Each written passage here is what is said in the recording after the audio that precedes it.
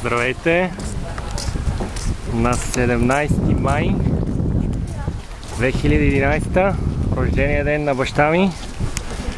За втори ден съм на известния остров Сипадан, известен на гмурците от цял свят, но аз научих за него едва преди 9 месеца от момчетата от Китен Марина Дайвинг център. И както виждате, за разлика от вчера, където беше доста дъждовно, днес е просто един прекрасен ден. Се надявам да имаме 3 невероятни гмуркания.